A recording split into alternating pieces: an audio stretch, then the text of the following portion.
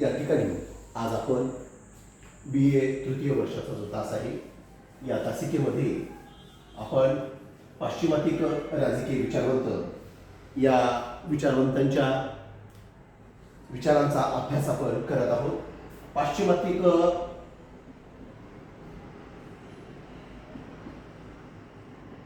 राजकीय विचारवंत या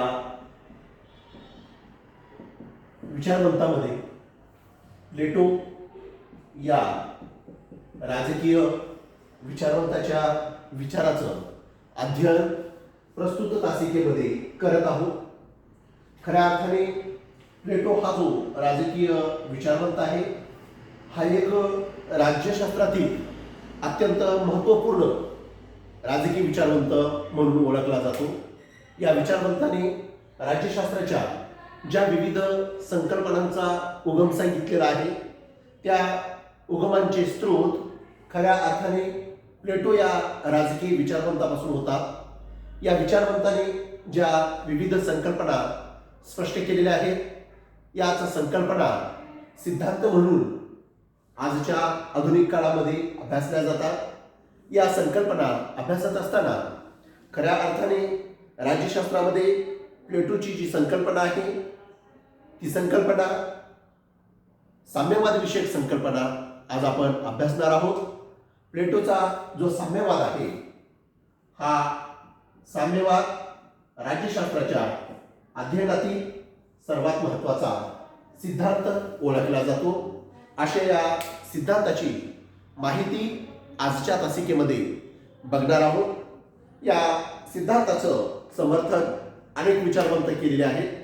या सिद्धांताचं समर्थन करत असताना त्यांनी या सिद्धांताचं समर्थन का केले, विशेषतः हा सिद्धांत राज्यशास्त्रामध्ये का महत्त्वाचा मानला जातो, मग प्लेटो हा सिद्धांत कोणत्या ग्रंथामध्ये हा सिद्धांत स्पष्ट करतो, या ग्रंथाची जी मांडणी केलेली आहे ही एक काल्पनिक किंवा वास्तविक कोणत्या स्वरूपाची आहे, सोबतच हा ग्रंथ कशा पद्धतीचा आहे आणि त्या ग्रंथातील जो साम्यवाद आहे तो कसा प्रस्तुत केलेला आहे या प्रश्नांची उकल या तासिकेमध्ये करणार आहोत.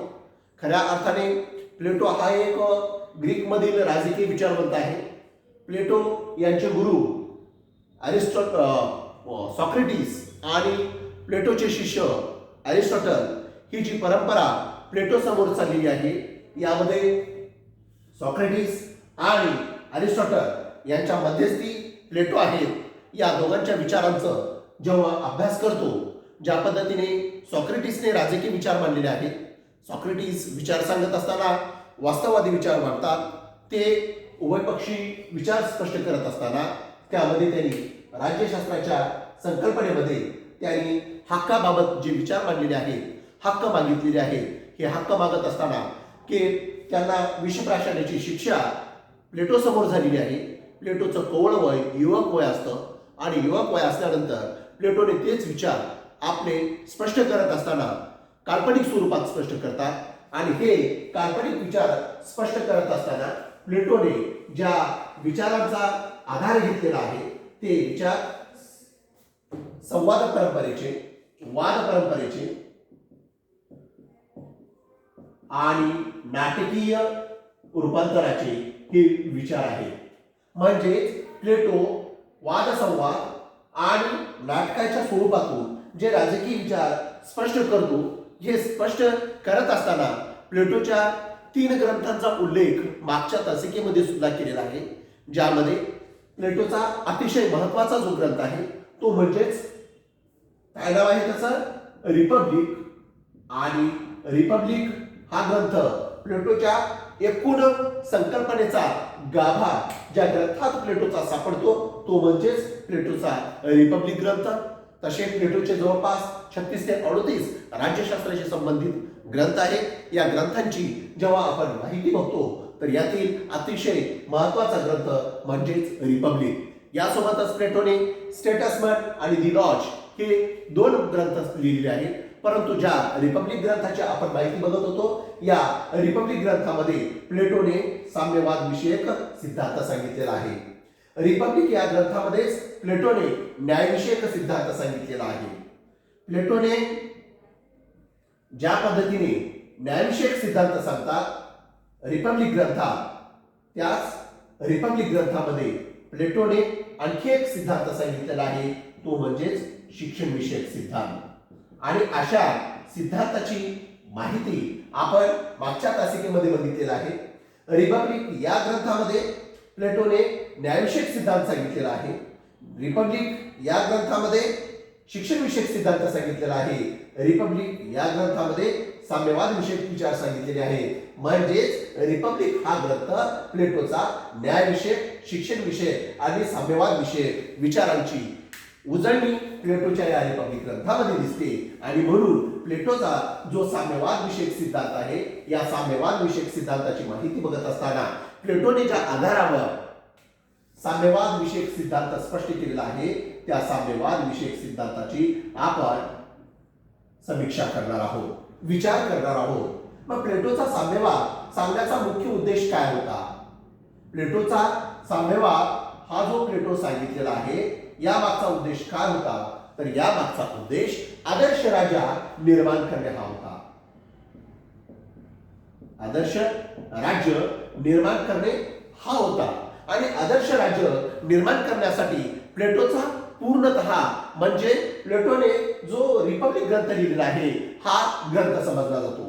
आणि मग प्लेटो या समोर जे आदर्श राज्य सादर करतो, तर हे आदर्श राज्य निर्माण करण्यासाठी प्लेटोने 3 सिद्धांत सांगितलेले आहेत.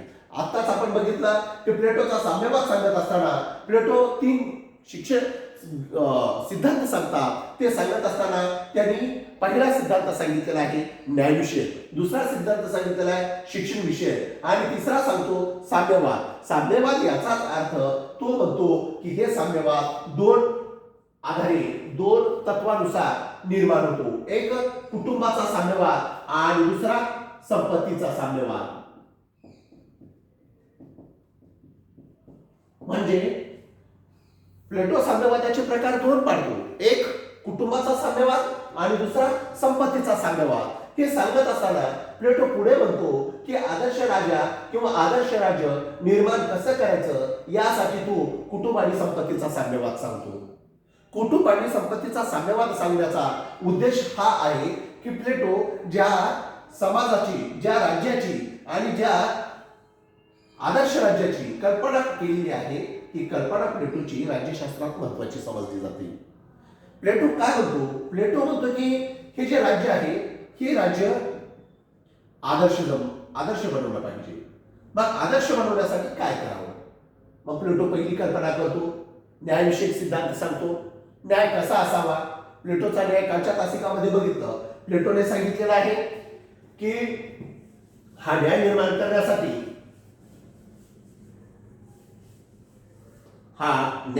करण्यासाठी, त्यांनी समाजाचे 3 वर्गात रूपांतर केलेलं आहे. पहिला वासना, साहस, बुद्धी. या वासना हा उत्पादक वर्ग सांगतो, साहस हा सैनिकी वर्ग सांगतो आणि बुद्धी हा शासक वर्ग सांगतो.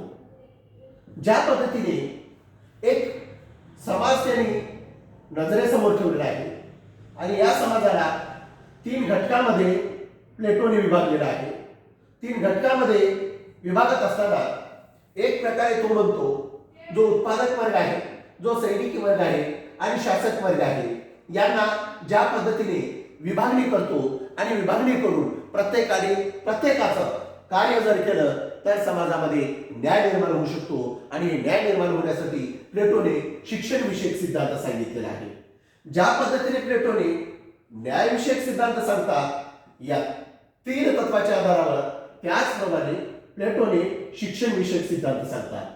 आता प्लेटोचा शिक्षण विषयक सिद्धांत अभ्यासत असताना प्लेटोने रिपब्लिक हाच ग्रंथ महत्वाचा केलेला आहे. आणि या रिपब्लिक ग्रंथामध्ये प्लेटो न्यायविषयक सिद्धांत सांगतात, वासना, साहस, बुद्धी 3 घटक पाडून. शिक्षण विषयक सिद्धांत सांगतात. या 3 वर्गाला आधारित शिक्षण विषयक रचना निर्माण करतात आणि शिक्षणाची रचना निर्माण करत असताना त्याने या 3 घटकातून जो शासक निर्माण होतो तो खरा ज्ञानी, तो खरा विज्ञानी आणि तो खरा तत्वज्ञानी निर्माण करण्यासाठी त्यांनी जे विचार सांगितले आहेत त्या विचारांची जेव्हा समीक्षा करतो, अभ्यास करतो, अध्ययन करतो, त्यामधून एक दिसतं की शासक वर्ग निर्माण करत असताना प्लेटो म्हणतो की उत्पादक वर्ग हा बहुसंख्याक असतो, सैनिकी वर्ग हा थोडा अल्प प्रमाणात असतो आणि सर्वात कमी समुदायाचा वर्ग हा शासक असतो आणि हा बुद्धिमान असतो. हा बुद्धिमान वर्ग निर्माण करण्यासाठी त्याला शिक्षण हे आधार दिलं पाहिजे आणि शिक्षण देत असताना तो स्त्री पुरुष असा कधीच भेद केला नाहीये. हे करत असताना तो म्हणतो की आपण जे वासना वर्ग आहे यांना शिक्षण देत असताना जो वर्ग एकदा नापास होतो आणि शिक्षणापासून तो दूर जात राहतो तर त्याला दूरच ठेवलं पाहिजे आणि त्याला उत्पादनाचं चांगलं कार्य करण्यासाठी नवीन प्रणाली वापरला पाहिजे, नवनवीन त्यांना शिक्षण दिलं पाहिजे आणि शिक्षण देत असताना त्याचा उद्देश फक्त एवढाच राहिला पाहिजे की या उत्पादनाचा फायदा राज्यासाठी झाला पाहिजे. यानंतर दुसरा घटक सांगतो सैनिक, आणि सैनिक निर्माण करत असताना तो शरीरयष्टीला सुद्धा महत्व देतो. जसा तो शरीराने सदृढ होता, मजबूत होता, तसंच तो सैनिकालाही सदृढ होण्यासाठी मार्गदर्शन करतो आणि मार्गदर्शन करत असताना त्यांनी सैनिकाला जेवढं महत्व देतो त्याच पद्धतीने तो शासकाला महत्व देतो. याची वयोमर्यादा स्पष्ट केलेली आहे. जवळपास 6 ते वर्ष 50 पर्यंत जो युवक, जो विद्यार्थी शिक्षण घेत असतो आणि जो विद्यार्थी शिक्षण घेऊन तो ज्ञानी बनतो आणि ज्ञानी बनून तो ज्ञानाच्या आधारावर योग्य काय, अयोग्य काय, सत्य काय, असत्य काय, स्पष्ट काय, अस्पष्ट काय, त्याच्यानंतर शुभ काय, अशुभ काय, असा जो फरक तो आपल्या ज्ञानातून करतो तोच ज्ञानी असतो. आणि अशा शासकाला निर्माण करण्यासाठी तो अशा प्रकारचं शिक्षण देतो आणि शिक्षण दिल्यानंतर तो म्हणतो किमान 50 वर्ष त्या युवकाने, त्या विद्यार्थ्याने शिक्षण घेतलं पाहिजे आणि शिक्षण घेऊन तो एक राज्य निर्माण करण्याचा, अर्थात आदर्श राज्य निर्माण करण्याचा प्रयत्न केला पाहिजे आणि आदर्श राज्य तेव्हाच निर्माण होऊ शकतं जेव्हा तो बुद्धिमान असेल. आता ही गोष्ट खोटी नाहीये की जेव्हा राजा म्हणतो तो बुद्धिमानच राहिला पाहिजे. जर तो निर्बुद्धीचा असेल, तो स्वतःच्या ज्ञानाचा समाजासाठी उपयोग करत नसेल तर त्याला राजा बनता येणार नाही. तो दुसऱ्याच्या विचारानुसार चालत असेल त्याला राजा बनता येणार नाही. आणि तो म्हणतो की जोपर्यंत त्याला समाजाच्या मानसिक स्थितीचा, धार्मिक स्थितीचा, आर्थिक स्थितीचा, सांस्कृतिक स्थितीचा प्रत्यक्ष अनुभव येणार नाही आणि या प्रत्येक टप्प्याला पार करून तो येणार नाही तोपर्यंत आदर्श शासक निर्माण होणार नाही. मित्र, ही गोष्ट खोटी नाहीये. जेव्हा तो समाजामध्ये राहतो आणि समाजामधून तो पुढे येतो तर प्रत्येक गोष्टीचा तो अनुभव करून, अनुकरण करून तो समोर आला पाहिजे अशी मांडणी मानसशास्त्रीय दृष्टिकोनातून प्लेटो करतो. म्हणजे प्लेटोच्या ज्ञानामध्ये ज्या पद्धतीने शिक्षणाचा आधार दिसतो त्याच पद्धतीने प्लेटोच्या ज्ञानामध्ये मानसशास्त्रीय आधार सुद्धा दिसतो. अशा स्वरूपाचा सिद्धांत प्लेटो साम्यवाद विषयक सिद्धांत सांगतो. प्लेटो साम्यवाद विषयक सिद्धांत सांगण्याचं मुख्य कारण काय? तो म्हणतो जसं न्यायविषयक सिद्धांत सांगतो, न्यायातून एक प्रकारे आदर्श राज्य निर्माण करण्याचा प्रयत्न करतो, तसाच तो शिक्षण विषयक विचारातून आदर्श राज्य आणि आदर्श राज्य निर्माण करण्यासाठी प्रयत्न करतो. आणि या आदर्श राज्य निर्माण करण्यासाठी त्यांनी प्रत्येक घटकाला शिक्षण हे घेणं अत्यंत गरजेचं आहे असं तो म्हणतो. तो इतका हुशार आहे प्लेटो की तो म्हणतो की राजा जर निर्माण करायचा असेल, राज्य जर निर्माण करायचं असेल तर त्या राज्याजवळ तो शिक्षणाचा आधार घेतला पाहिजे.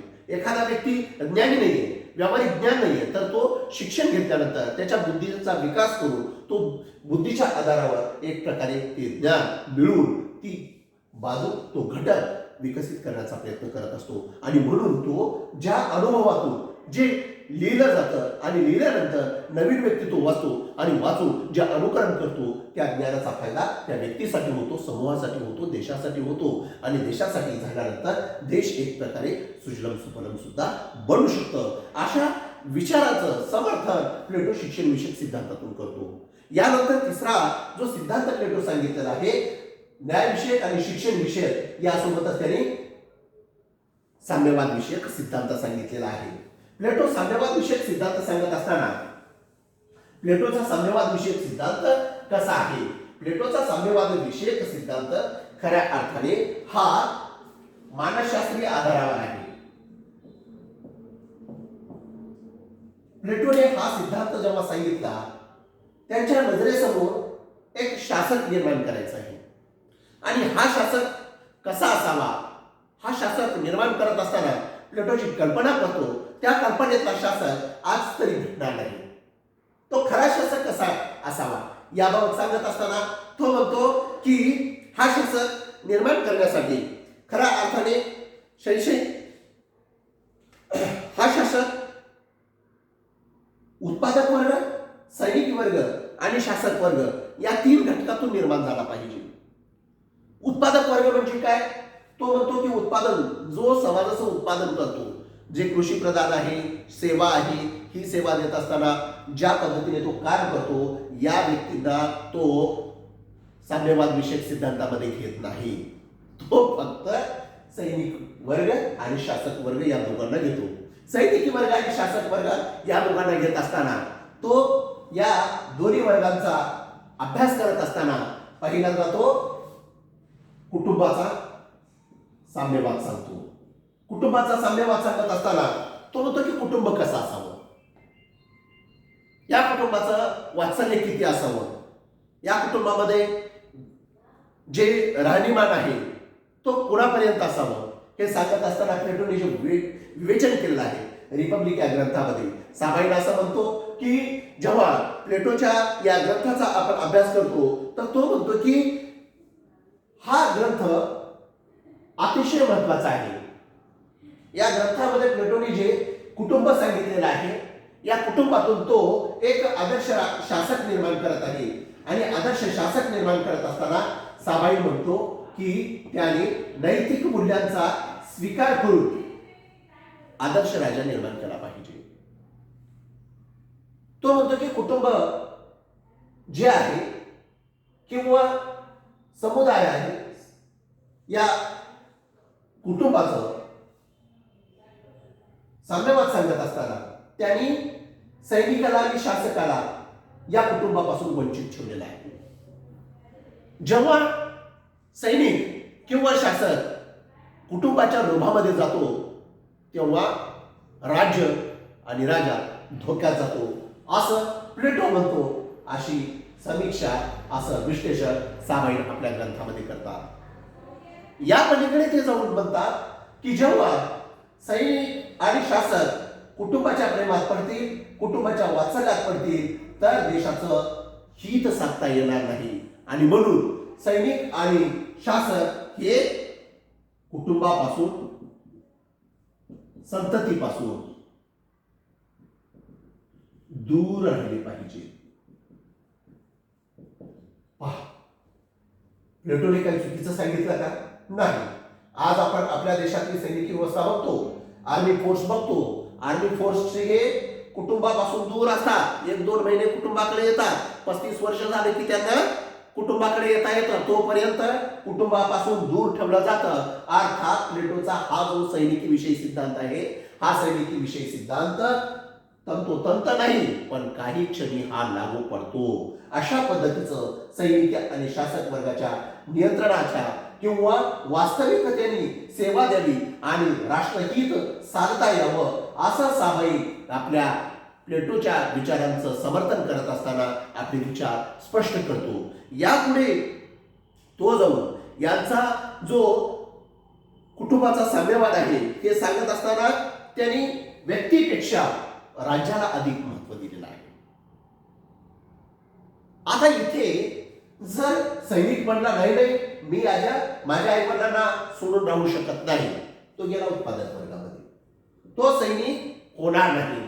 शासक म्हणला नाही, मी असं जीवन जगू शकत नाही, तो गेला उत्पादक वर्गामध्ये. आणि तो जर सैनिक म्हणला की मी देशासाठी सैनिक म्हणूनच जगेन, तर तो खऱ्या अर्थाने प्लेटोच्या साम्यवाद विषयक सिद्धांताचा, कुटुंबाच्या साम्यवादी सिद्धांताचा समर्थक बनला. अशा पद्धतीचे विश्लेषण जेव्हा आपण बघतो तर या विश्लेषणामध्ये प्लेटो जे सांगतो की साम्यवाद सांगत असताना प्लेटोच्या साम्यवादामध्ये सैनिक आणि शासक यांना सुरक्षित ठेवण्याचं काम, कुटुंबाच्या सुरक्षितेपासून कवच निर्माण करण्याचं काम हा प्लेटोचा साम्यवाद सिद्धांत करतो. आणि या साम्यवाद सिद्धांताचं कुटुंबाचं ज्या पद्धतीने प्लेटो वर्णन करतो त्याच पद्धतीने त्याने कुटुंबाप्रमाणेच संपत्तीचं सुद्धा वर्णन तो आपल्या साम्यवाद सिद्धांतात करतो. मग संपत्तीचा कसा करतो? प्लेटो संपत्तीविषयक सिद्धांत सांगत असताना तो साम्यवादी विचाराचं समर्थन करतो. आणि साम्यवादी विचाराचं समर्थन करत असताना तो म्हणतो उत्पादक, सैनिक आणि शासक म्हणजे वासना, साहस, बुद्धी हे 3 घटक सांगितलेले आहेत. या 3 घटकामध्ये तो म्हणतो प्रत्येक व्यक्तीला उत्पादक वर्गामध्ये संधी आहे संपत्ती सांभाळण्याची, परंतु सैनिकी वर्गाला आणि शासक वर्गाला संपत्ती निर्माण करण्याची गरज नाहीये. का?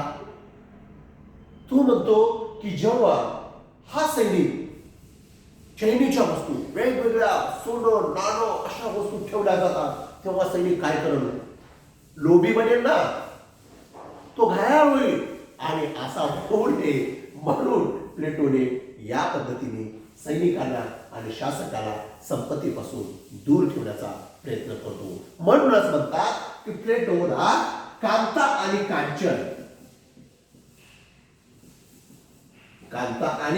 कांचन या 2 गोष्टी पासून जोही व्यक्ती वंचित राहिला तो खरा सैनिक आणि तो खरा शासक बनतो. आता काय चुकीचं आहे प्लेटोच्या सिद्धांतामध्ये? प्लेटो खरंच सांगतो की ज्या पद्धतीने कांता म्हणजे स्त्री आणि ज्या व्यक्तीला किंवा सैनिक जर स्त्रीच्या लोभी असेल, शासक स्त्रीच्या लोभी असेल, तर ते राज्य आदर्श निर्माण होऊ शकत नाही. आणि अशा पद्धतीचं वर्णन जेव्हा प्लेटो करतो त्याच पद्धतीने कांचन म्हणजे पैसा, जो पैशाच्या लोभी जातो तो सैनिक आदर्श ठरू शकत नाही आणि देशासाठी चांगलं काम करू शकत नाही. त्याच स्वरूपातून तो शासकाची सुद्धा बाजू मांडतो. शासकाची बाजू मांडत असताना प्लेटो म्हणतो की जो संपत्तीला बळी पडतो तो राज्याचा शासक बनू शकत नाही. अशा स्वरूपाचं विश्लेषण, अशा स्वरूपाची सैद्धांतिक मांडणी प्लेटो आपल्या ग्रंथातून करतो. आणि या ग्रंथातून करत असताना प्लेटोने जे वर्णन केलेलं आहे या वर्णनामध्ये तुम्हाला एक जाणवतं की प्लेटोने कांता आणि कांचन यांना तिलांजली दिली. प्लेटोने हा साम्यवाद विषयक सिद्धांत सांगितला. पण प्लेटो असे विचार का स्पष्ट करतो? मी तुम्हाला प्रश्न विचारलो होतो सुरुवातीला की प्लेटो असे विचार का स्पष्ट करतो? याच्या मागचं मुख्य कारण असं आहे की प्लेटो अचानक असे विचार मांडलेले नाही. इसवी सन पूर्व 4थ्या शतकामध्ये जेव्हा आपण वेगवेगळे ग्रंथ अभ्यासतो आणि ग्रंथ अभ्यासत असताना यामध्ये अनेक विचारवंत आहे की त्या विचारवंतांनी या स्त्री आणि संपत्तीपासून शासकाला आणि सैनिकांना दूर ठेवण्याचे प्रयत्न केलेले होते. यामध्ये ग्रीक नगरराज्यातील आणखी एक राज्य होतं, ते म्हणजेच स्पार्टा. स्पार्टा एक असं नगरराज्य होतं की हे स्पार्टा नगरराज्य जोही शासक निर्माण होईल, जोही सैनिक निर्माण होईल, तो संपत्ती आणि संततीपासून दूर राहील. आता इथं आणखी प्रश्न निर्माण होतो की संपत्ती आणि संततीपासून दूर राहिला म्हणजे तो शासक कसा बनला? स्पार्टाचं एक वैशिष्ट्य होतं. स्पार्टाने एक नियम ठरवला होता की जोही पुरुष या 2 घटकांचा अवलंब करेल तोच आदर्श शासक होईल, तोच शासक होईल. आणि ही अट जेव्हा प्लेटोने अथेन्स नगरराज्यामधून स्पार्टामध्ये जातो आणि स्पार्टामध्ये गेल्यानंतर त्यांनी माहिती बघतो तर त्यावेळेस वेगवेगळे विचारवंत ज्यामध्ये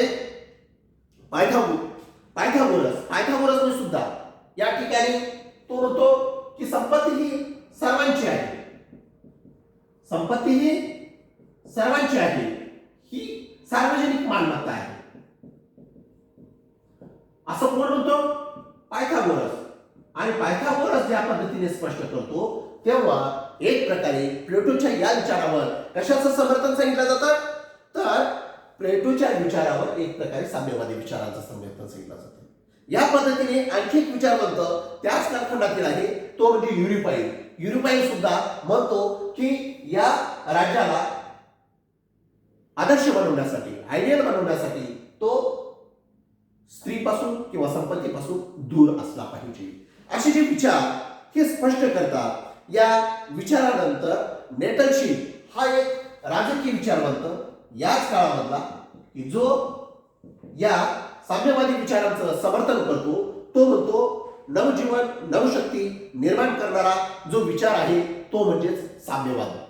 अशा पद्धतीचे जे विचार अभिजात कल्पनामध्ये प्लेटो अगोदर स्पष्ट केले जात होते. म्हणजेच प्लेटोने अशी नवीन काही संकल्पना सांगितली नाही की तो साम्यवाद सिद्धांत प्लेटोचा असेल. तर प्लेटोचा साम्यवाद अभ्यासत असताना आपल्याला एक जाणीव निर्माण झाली पाहिजे की प्लेटोच्या अगोदर सुद्धा साम्यवादी विचारांचं समर्थन अथेन्स नगरराज्यामध्ये, ग्रीक नगरराज्यामध्ये, स्पार्टा नगरराज्यामध्ये, सिसिली नगरराज्यामध्ये केला जात होतं. परंतु याला लिखित स्वरूपात, नाटकीय स्वरूपात, वादसंवाद परंपरे स्वरूपात पहिल्यांदा जर बाहेर कोणी आणलं तर प्लेटोने आणलं. परंतु हे मांडत असताना प्लेटोने मानसशास्त्राचा आधार घेऊन एक सैद्धांतिक अभ्यास करण्याचा पहिल्यांदा जर कोणी प्रयत्न केला असेल तर ते म्हणजे प्लेटोने. आणि याच्या पलीकडे प्लेटो जातो. प्लेटो जात असताना ज्या पद्धतीने तो मानसशास्त्राचा आधार घेतो त्याच पद्धतीने राजकीय आधार सुद्धा घेतो. राजकीय आधार काय? तर राजकीय आधार असं म्हटलं जातं प्लेटोचा उद्देश हा फक्त आयडियल राज्य निर्माण करायचं आहे आणि आदर्श राज्य निर्माण करण्यासाठी तो अहोरात्र ग्रंथ लिहित आहे. आणि अहोरात्र ग्रंथामध्ये त्यांनी जे सिद्धांत सांगितलेला आहे की साम्यवाद सिद्धांत आणि साम्यवाद सिद्धांत सांगत असताना राजकीय दृष्टिकोनातून प्लेटोचा जेव्हा साम्यवाद बघतो तर यामध्ये तो हे जे व्यक्ती आणि समुदाय आहे यापेक्षा तो राजाला महत्व देतो, यापेक्षा तो शासकाला महत्व देतो. आणि शासकाला महत्व देत असताना तो शासक कोणकोणत्या गोष्टीपासून जर अलिप्त असला तर तो आयडियल बनू शकतो हे विचार सांगतो. आणि खरोखरच प्लेटो जो म्हणतो की तो संपत्तीपासून दूर असला पाहिजे, लोभी झाला नाही पाहिजे. आणि जोही व्यक्ती, जोही विचारवंत लोभी होत असेल तो विचारवंत एक प्रकारे आदर्श शासक घडवण्यामध्ये दुरुपयोगी ठरू शकतो. आणि या लोभी वृत्तीला तो नष्ट करण्यासाठी, डिक्लाइन करण्यासाठी त्यांनी अशा पद्धतीचा सिद्धांत सांगितलेला आहे. म्हणून हे राजकीय ज्या पद्धतीने सांगितलं जातं त्याच पद्धतीने आर्थिक दृष्टिकोनातून सुद्धा प्लेटोचा साम्यवाद बघणं गरजेचं आहे. ज्या पद्धतीने तो राजाला संपत्तीपासून, भ्रष्टाचारापासून मुक्त ठेवण्यासाठी सिद्धांत सांगतो आणि हा सिद्धांत सांगत असताना रिपब्लिक या ग्रंथात तो असंही म्हणतो की आर्थिक दृष्ट्या जर राजा लोभी नसेल तर ते शासक आदर्श ठरत असतात. आज आपले अब्दुल कलाम राष्ट्रपती, आज त्यांची जयंती होती, त्यांच्याकडे काय संपत्ती होती? अहो, जेव्हा त्यांच्या घरामध्ये गेलं मोजके पुस्तकं, एक पेटी आणि एका पत्र्याच्या रूममध्ये त्यांचं घर, असे व्यक्ती भारताचे राष्ट्रपती होतात. त्याच पद्धतीने भारताचे पंतप्रधान लालबहादूर शास्त्री जेव्हा आपल्या पंतप्रधान पदाचा कारभार सांभाळत असताना एका कार्यक्रमाला जातात आणि कार्यक्रमाला गेल्यानंतर त्यांना 200 रुपयाची गरज पुढच्या माणसाला पडते आणि तो व्यक्ती 200 रुपये मागतो. तर तो म्हणतो की आता माझ्याकडे 200 रुपये नाहीये, मी कुठून देऊ? तेव्हा तो व्यक्ती परेशान होतो की 200 रुपये एवढ्या मोठ्या पंतप्रधानाकडे नाही. बाजूला पत्नी असते, ती म्हणते की माझ्याजवळ आहे, मी देते. पत्नी देते. पत्नी दिल्यानंतर तो माणूस घेऊन जातो आणि माणूस पैसे घेऊन गेल्यानंतर त्या पत्नीला विचारतात तुझ्याकडे पैसे आले कुठून? ती म्हणते तुम्ही थोडे थोडे दिले, मी जमा केले. लगेच ते सचिवाला बोलतात की माझी जी पगार आहे, माझे पैसे जमा होत आहेत, माझे दर महिन्याचे 10,000 रुपये कटवा. असे शासक सुद्धा आपल्याला दिसून येतात. आणि असे शासक एक प्रकारे जय जवान जय किसान ही संकल्पना आणतात. या शासकांच्या ज्या कल्पना आहेत त्या कल्पनांचा अभ्यास केल्यानंतर वाटतं की खरंच असे शासक निर्माण होऊ शकतात. म्हणून प्लेटोच्या या सिद्धांतामध्ये आर्थिक दृष्टिकोनातून हा सिद्धांत बघत असताना एक गोष्ट जाणवते की शासक निर्माण होत असताना तो आर्थिक लोभी नसावा. अशा पद्धतीच्या मानसशास्त्रीय, राजकीय आणि आर्थिक आधारातून प्लेटोचा सिद्धांत अभ्यासत असताना 21व्या शतक जरी लागलं, 2022 वर्ष जरी लागलं, तर शासक निर्माण होत असताना शासकाकडे जी संपत्ती होती तो भ्रष्टाचारी बनतो. आणि भ्रष्टाचारी माणूस त्याला किती जरी म्हणला की तू चांगला शासक आहे, तो चांगला शासक नसतो. आणि जो माणूस 5 पैसे न खाता स्वमनाने आणि हृदयावर हात ठेवून जो जॉब करतो तो एक सच्चा सैनिक, तो एक सच्चा शासक आणि निरपक्षपणे जो कमवून स्वतः कमवल्यानंतर तो पूर्ण समाजाला वितरण करून जातो, तो खरा शासक. अशा पद्धतीचे विचार प्लेटोने आपल्या साम्यवादी सिद्धांतातून स्पष्ट करत असताना त्याचा साम्यवाद सिद्धांत कुटुंब आणि संपत्ती या दोन घटकांशी संबंधित जरी असला तर प्लेटोचा साम्यवाद हा आदर्श शासक निर्माण करण्यासाठी होता आणि आदर्श शासक आदर्श राज्य निर्माण करणार होता. हा आदर्श राज्य निर्माण करण्यासाठी प्लेटोची कल्पना मांडली आहे की राज्यशास्त्र एक सर्वात महत्वपूर्ण संकल्पना आहे. प्लेटोच्या साम्यवादामध्ये अनेक उणिवा सुद्धा आहेत की कुटुंब आणि संपत्ती, जर व्यक्तीला संपत्ती मिळाली नाही तर तो विकास कसा करणार, तो प्रत्येक गोष्ट भौतिक सुविधा कसा पुरवणार. परंतु या समीक्षेच्या पलीकडेही जाऊन मी असं म्हणतो की पैसा हा मुबलक नसावा, पैसा हा भौतिक गरजा जेवढ्या आहेत तेवढ्या पूर्ण करणार असावा आणि ज्यापेक्षा जास्त पैसा जर आला तर तो आळशी बनतो, तो घमेंडी बनतो आणि तो शासकाला घातक असतो. ज्या पद्धतीने पैसा घातक असतो त्या पद्धतीने एक प्रकारे पैसा पॉइझन बनतो आणि तो पॉइझन म्हणल्यानंतर येणाऱ्या प्रत्येक मानवाला प्रत्येक विचाराला तो एक प्रकारे संपवत असतो. म्हणून प्लेटोच्या या संपत्ती विषयक सिद्धांताचं मी सुद्धा समर्थन करतो. दुसरा सिद्धांत त्यांनी जो सांगितलेला आहे कुटुंबाचा साम्यवाद, प्लेटोने जो साम्यवाद सांगितलेला आहे कुटुंबाचा खऱ्या अर्थाने उणीव आहे.